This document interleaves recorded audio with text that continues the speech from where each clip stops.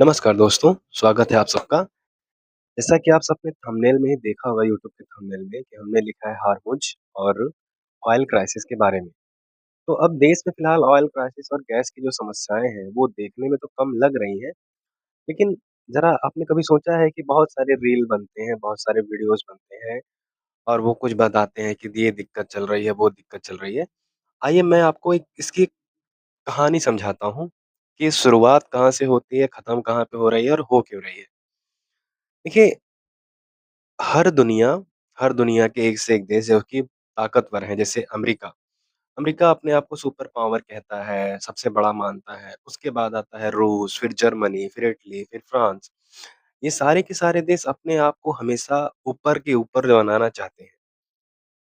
भारत एक ऐसा देश है, जिसको प्रकृति ने बहुत कुछ दिया। भारत में कहीं खेती-बाड़ी होती है, कहीं पठार है, कहीं काजू की फसल पैदा हो रही है, कहीं मसाले की फसल पैदा हो रही है, कहीं चाय की फसल पैदा हो रही है, कहीं अनाज की फसल पैदा हो रही है। लेकिन हमारे भारत में एक चीज़ की दिक्कत है और वो है तेल की।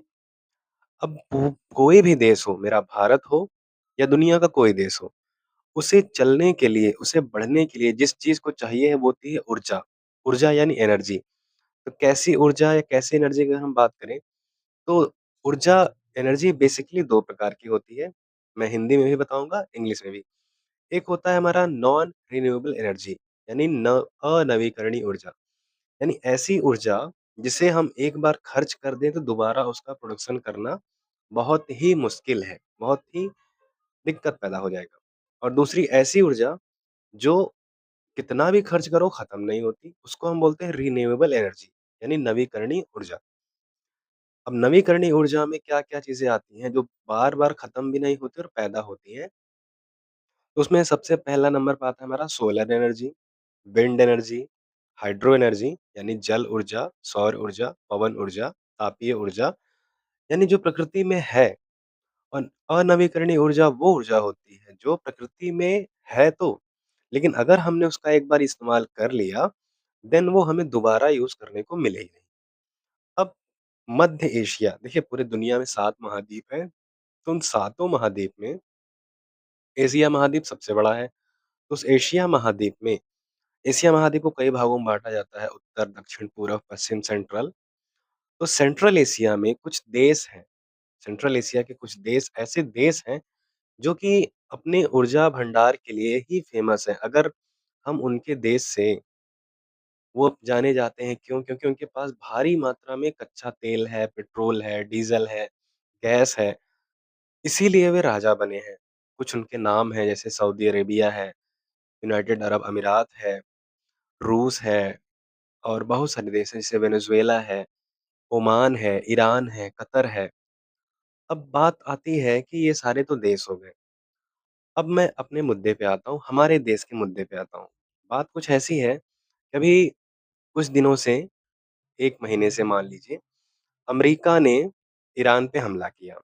अमेरिका ने क्यों हमला किया? अमेरिका देश कह रहा है कि मैं ईरान देश को परमाणु संपन्न देश यानी न्यूक्लियर वेपन से लैस होने नहीं देना चाहता। अब नहीं होने देना चाहता क्यों? क्योंकि उसका कहना है कि अगर ये परमाणु संपन्न देश बन गया, तो ये अपनी मनमानी करेगा। हालाँकि सच्चाई कुछ और है, कोई भी ताकतवर देश दूसरे को ताकतवर होता नहीं देख सकता। अगर मैं बात करूँ अपने भारतीय इतिहास की, तो जब हमारे यहाँ अटल बिहारी वाजपेयी, इंदिरा गांधी की सरकार हुआ करती थी, तब भी ईरान हमारे ऊपर ऐसे प्रतिबंध ओ ईरान माफ़ी चाहूँगा, अमेरिका प्रतिबंध लगाता था कि भैया आप परमाणु संपन्न ना बनो, परमाणु बम का प्रयोग ना करो, ये सारी चीज़ें। अब कहानी कैसे शुरू हो रही है देखते जाइए। ईरान अपने देश में परमाणु बम या परमाणु वेपन्स बना रहा था। अमेरिका ने उसपे हमला किया।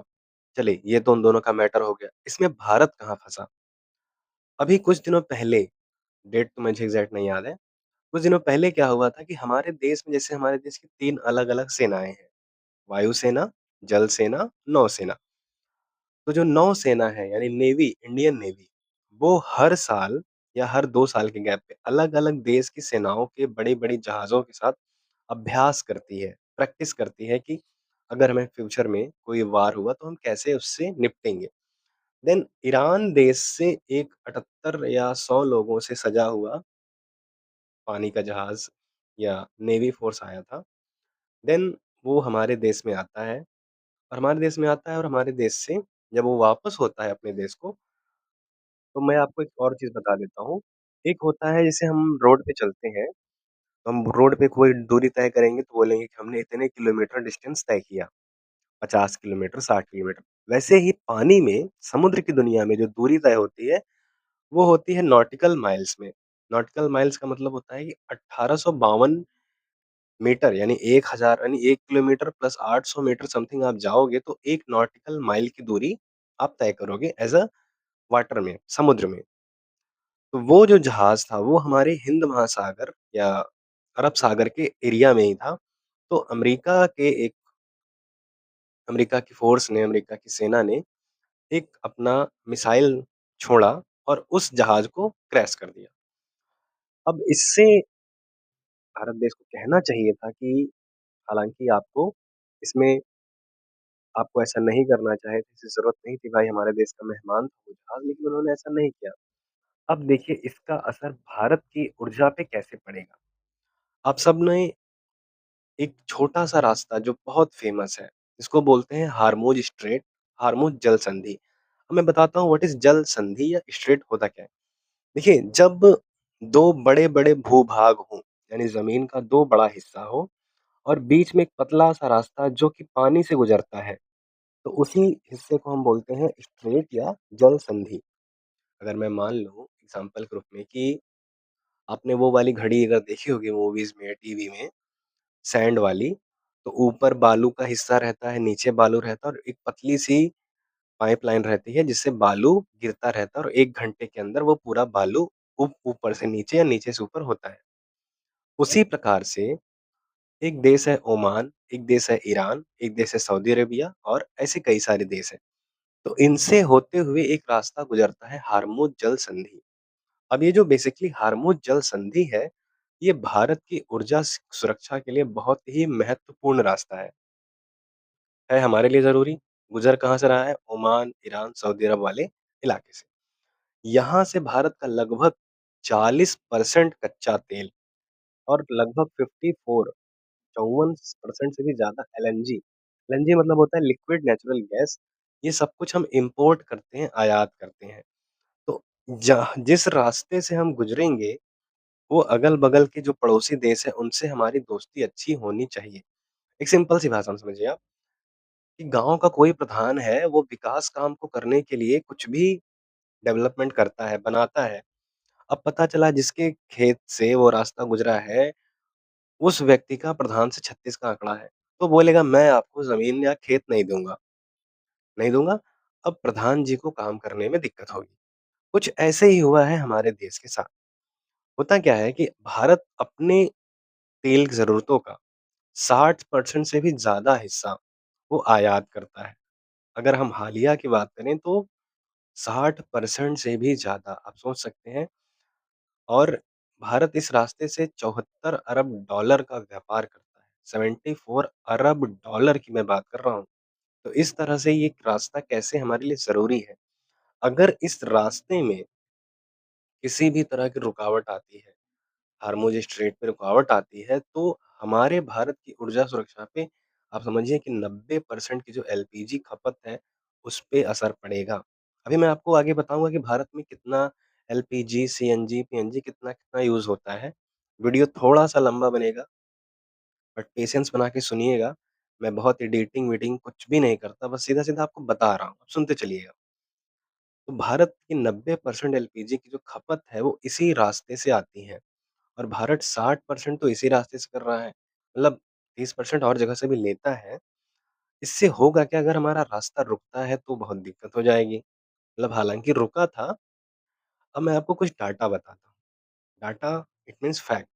फैक्ट ये है कि भारत में जो एलपीजी यानी जो बोलते हैं ना Bharat gas, Indane gas, Hindustan gas, HP gas, ये प्रतिदिन का मैं अभी हाल ही में नीति आयोग का भारत के पेट्रोलियम मंत्रालय की वेबसाइट से इसको खोज के निकाला, एक अलग से डाटा लिख के रखा हूँ। मार्च 2026 के आंकड़ों के अकॉर्डिंग आप ध्यान सुनिएगा मार्च 2026 के आंकड़ों की अगर मैं बात करूँ, तो भारत में प्रतिदिन आप ध्यान सुनिए पर डे 33.37 मतलब इतने 33.37 करोड़ तो यूज़र हैं एलपीजी। मतलब 150 करोड़ की आबादी में लगभग 40 करोड़ लोग गैस टंकी का यूज़ करते हैं। अब अगर हम वार्षिक खपत की बात करें तो भारत साल में हर साल लगभग 3 करोड़ 13 लाख टन, ध्यान सुनिएगा 3 करोड़ 13 लाख टन एलपीजी यानी लिक्विड पेट्रोलियम गैस का इस्तेमाल करता है। अगर मैं पर डे की बात करूँ, भारत दैनिक कितना खर्चा करता है? भारत पर डे 80,000 से लेके 90,000 टन एलपीजी का यूज़ करता है पर डे। और ये घरेलू की बात कर रहा हूँ, हर घर में जो चूल्हा जलता है ना, उसकी बात कर रहा हूँ, उसमें मेरा घर भी शामिल है, आपका घर भी शामिल है। अगर हम बात करें घरेलू क्षेत्र की हिस्सेदारी में तो 90% घरेलू क्षेत्र यानी घर में चूल्हा जल रहा है, ये बात है। अगर मैं एक औसत की बात करूँ, औसत इंडियन फैमिली एक औसत इंडियन फैमिली में आधा सिलेंडर 1 महीने में खत्म होता है, यानी लगभग 6 से 7 किलो। और जो शहरी इलाका है, अगर थोड़ा-सा परिवार बड़ा है, तो वहाँ पे 11 किलो तक। और जो हमारा ग्रामीण इलाका है, जहाँ पे हमें उपले, कंडे, गोबर इन सारी की सुविधाएँ मिल जाती हैं, यहाँ पे हम लगभग 11 और भी कम क्या कहते हैं 6 किलो तक यूज़ करते हैं।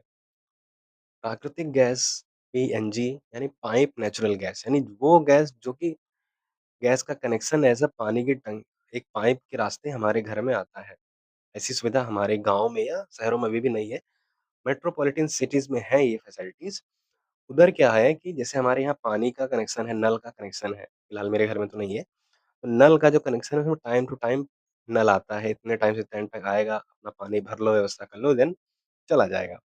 तो उस हिसाब से घरेलू उपभोक्ता 1 करोड़ 47 लाख यानी पीएनजी के, ये जो पाइपलाइन गैस आती है। भारत अपनी एलपीजी की ज़रूरत का पता है 60% हिस्सा इम्पोर्ट करता है, आयात करता है, मतलब मँगवाता है पड़ोसी देशों से, ये हालम है। अब अभी आप लोगों ने हाल में देखा होगा कि भारत के जो पेट्रोल पंप्स हैं, उसपे भी बड़ी लंबी-लंबी लाइनें लगी थी। मेरे भी लोकल में जितने पेट्रोल पंप्स हैं, उसपे भी लाइनें लगी थीं। लोगों में क्राइसिस, एक डर का माहौल हो गया था। और वो हुआ क्यों था? क्योंकि हमारे भारत के प्रधानमंत्री जी ने जब संसद भवन में बोला कि हमने कोरोना और जैसी-जैसी बीमारियों से निपटा है, तो हो सकता है कि कुछ और विपदा आए। तो इसी डर से लोगों को लगा कि यार ये विपदा बस पेट्रोल टंकी और तेल पे ही बात कर रहे हैं। तो जनता एक लंबी सिरे से लाइन लगा के जुट गए तेल टंकी पे। अब मैं अपने देश के पेट्रोल और डीज़ल के बारे में आपको कुछ बताता हूँ। देखिए, भारत में पर डे पेट्रोल, डीज़ल की भारी मात्रा में खपत होती है, इसमें कुछ सोचना नहीं है। लेकिन मैं आपको कुछ डाटा बताता हूँ। भारत में जो डीज़ल है, स्पेशली डीज़ल, जो 4 पहिया, बड़े वाहन, ट्रैक्टर, ट्रक, मिनी ट्रक और भी बड़े-बड़े गाड़ियों में यूज़ होते हैं। प्रतिदिन लगभग साढ़े 32 करोड़ लीटर डीज़ल का इस्तेमाल होता है। और भारत में सबसे ज़्यादा बिकने वाला ईंधन है डीज़ल, पता है? पेट्रोलियम उत्पादों की खपत का लगभग 38% से 40%। अब मैं बात करता हूँ पेट्रोल की। पेट्रोल देश में हर दिन, हर रोज़ लगभग साढ़े 16 करोड़ लीटर खपत होता है, यानी 16.5 करोड़ लीटर हम डीज़ल की खपत कर जाते हैं। अब कुछ मैं और भी आपको फैक्ट बताता हूँ, जो कि सरकार के मैं डाटा से निकाल के लाया हूँ। फाइनेंशियल ईयर 2025-26 यानी जो साल बीता, वित्त वर्ष 2025-26 में के लिए डीज़ल की कुल अनुमानित खपत लगभग 939 लाख मीट्रिक टन और पेट्रोल की जो खपत है लगभग 426 लाख मीट्रिक टन है। तो ये सारी चीज़ें, ये मैं डाटा क्यों बताया? आपको इस जानना चाहिए कि हम कितना ज़्यादा खपत करते हैं। और अभी जो हार्मोज़ स्ट्रेट पे थोड़ा-सा बैन लगा, मुश्किल से 2, 4, 10 दिन का बैन लगा। भारत के हमारे घर के चूल्हे में, रसोई में, हमारी टंकी पे उसका असर दिख गया। अब आप सोच सकते हैं कि रिन्यूएबल एनर्जी यानी नवीकरणीय ऊर्जा कितनी ज़रूरतमंद है। कल को अगर ये देश पूरी तरह अड़ जाए कि ना, हम इस रास्ते से नहीं जाने देंगे। और एक बात बता दूँ, भारत को ये सारा कुछ सप्लाई क्यों हो रहा है?